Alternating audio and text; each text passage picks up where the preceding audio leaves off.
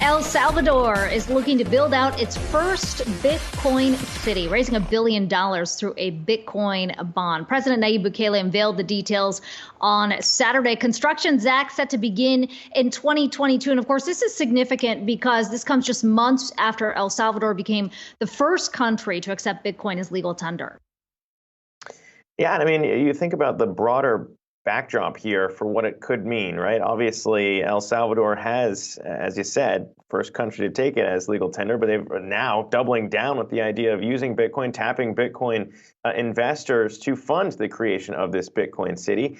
And you think about what that could mean here, it would fly in the face of kind of, a lot of Latin America depending on the IMF for some of the projects they like to do here. Of course, earlier, before El Salvador really started to lean into Bitcoin, there were questions that the IMF had about whether or not that was the best idea, what it could mean for kind of the way that they worked through their funding sources to make sure that country runs smoothly. So it raises a lot of interesting questions about maybe bucking the need for traditional financing when you think about how some of these developing economies and countries out there lean on the IMF. And when you look at this, though, Akiko, kind of interesting, the plan, kind of trying to sell Bitcoin. The expectation here is that it would reach $1 million eventually in price, and they'd be able to sell some of that to recoup the $500 million that they have invested in it, if this is to kind of go according to plan. So, I mean, obviously, if you're Bitcoin City, you're a country that's leaning into Bitcoin, and it reaches $1 million, you're going to be fine either way, but just kind of a new, interesting proposal here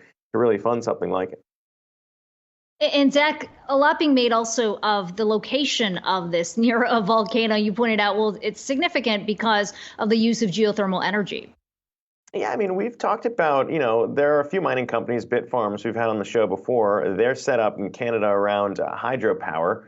Geothermal energy in El Salvador already being used in some Bitcoin mining operations down there. And a lot of proponents would point to the fact that, it's the perfect type of energy source for something like Bitcoin mining because it's there on source. When we talked about kind of some of the pushback, some people think that it makes energy costs higher. When you look into kind of the way that it's structured, it generally uses, energy that's not going to be used elsewhere. So it kind of helps in the way that you get this off the ground.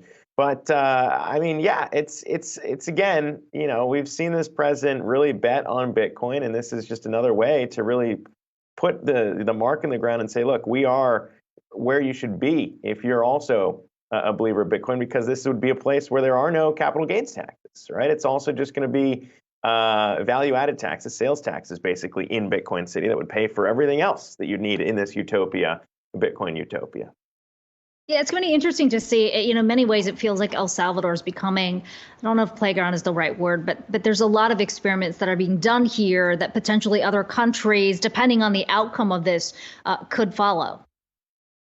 I mean, and that's kind of been the idea, right? That's why so many people have been watching what's happened in El Salvador since they kind of made this. And that's why some of his critics were quick to point out all the glitches that were there in the wallet and, people maybe not trusting it. But, the longer this goes, nothing happens overnight. Rome wasn't built in a day. Bitcoin City, not going to be built in a day. And all that trust does take time. And obviously, we've really only been talking about Bitcoin as a globe in serious nature, only over the last few years. So, I mean, if you're thinking about kind of getting some of those most active investors out there, the enthusiasts in the Bitcoin world, if there is something like this to kind of be the example to set, you better believe that they're going to be leaning into it. And we've already seen that down in what's happened so far in El Salvador.